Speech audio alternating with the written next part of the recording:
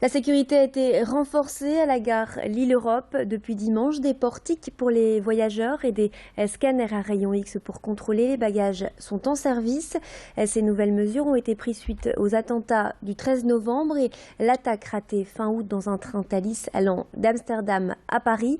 Pour l'instant, 2 gares en France sont équipées, la gare du Nord à Paris et la gare Lille-Europe. Dans le Nord, donc, seuls les voyageurs empruntant les lignes Thalys partant de la gare Lille-Europe à destination d'Amsterdam sont contrôlés. On demande d'ailleurs aux usagers d'arriver 20 minutes avant l'heure de départ, le temps d'être passé au peigne fin. À noter que le matériel installé a été utilisé pour la COP21 à Paris au Bourget. Louis Caillé s'est rendu ce matin à la gare Lille-Europe pour filmer les premiers contrôles au départ du train de 11h59. Il a également rencontré le directeur de la sécurité de Thalys. On écoute. C'est un contrôle qui a été décidé sur initiative ministérielle et auquel on a répondu très rapidement puisqu'en fait le dispositif a été mis en place en environ 4 semaines et il fonctionne au jour d'aujourd'hui. Ce qui rend efficace le dispositif, c'est que contrairement à ce qu'on pourrait penser, puisqu'en fait on se focalise toujours sur les portiques, le dispositif n'est pas unique, ne repose pas uniquement sur les portiques. Il y a ici un chien, il y a de l'intelligence humaine qui viennent compléter le dispositif, il y a des fouilles aléatoires, il y a la présence de la police. Un bon contrôle, il se fait finalement sur ces bases-là. Et on enchaîne avec un concept innovant qui va enchanter les bricoleurs de la métropole, le Tech Shop. L'enseigne Leroy Merlin, en partenariat avec Euratechnologie et l'Université catholique de Lille, va ouvrir un atelier collaboratif de fabrication dans un espace de 2400 m² dans le quartier des Bois Blancs. 150 machines semi-industrielles, normalement réservées aux professionnels, seront à la disposition de tous. Imprimante 3D, atelier bois, métal, laboratoire, électronique. Il y en aura pour tous les goûts. Leroy Merlin souhaite développer le concept du faire soi-même.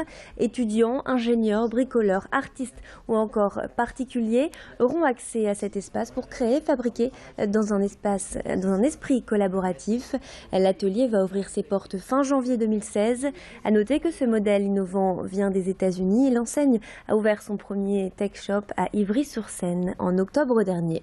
Alison Pelletier a assisté ce matin à la présentation du concept à la presse et a rencontré Pierre de Saint-Ignon, le président d'Euratechnologie. C'est un concept américain, cette idée où se mêlent dans un lieu des chercheurs, des enseignants, la population, quelle qu'elle soit, très technicienne ou pas du tout, pour créer des objets et apprendre à créer des objets les plus simples aux plus sophistiqués. Voilà, c'est un concept américain qui a été créé en Californie. Je suis très heureux que Leroy Merlin, avec qui nous sommes en partenariat, avec l'Institut catholique, s'engage aux côtés d'Euratechnologie pour donner naissance dans l'année 2016 à ce lieu qui va mêler toutes les populations. C'est une grande victoire et une belle fierté pour notre région. Du haut de ses 22 ans, la jolie Miss Nord-Pas-de-Calais a su s'imposer face aux 30 candidates samedi soir au Zénith de Lille. Iris Mittenard est la nouvelle Miss France. C'est donc la 2e année que la candidate Nord-Pas-de-Calais remporte le prestigieux concours après Camille Serre en 2014. Iris Mittenard est en 5e année à l'école dentaire de Lille. Elle est également engagée dans la vie associative avec son investissement auprès d'handicap, association qui permet aux personnes handicapées d'accéder aux soins dentaires.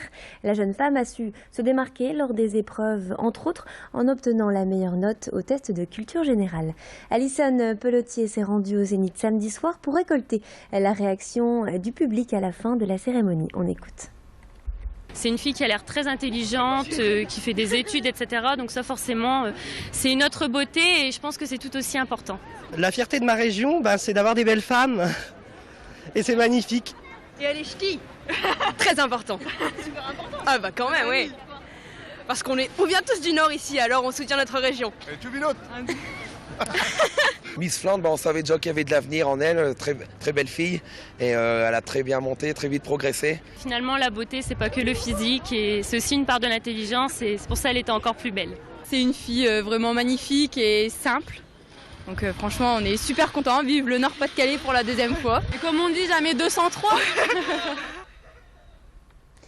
Et tout de suite, on fait un point sur le sport et plus précisément le football avec Guillaume Van der Schaag, rédacteur en chef de Sprint Magazine. On écoute.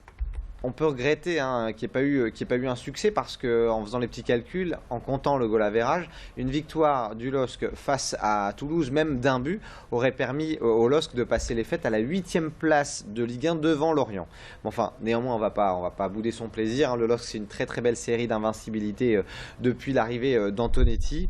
Le déclic d'Antonetti, d'ailleurs, on peut le dire maintenant, a bien eu lieu. La confiance est retrouvée, le chemin défilé aussi en partie.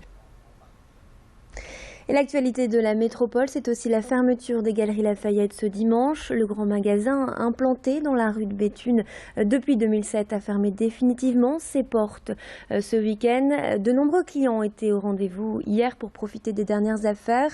Certains clients ont montré leur déception, mais c'est surtout les salariés qui s'inquiètent de la fermeture annoncée en mars dernier.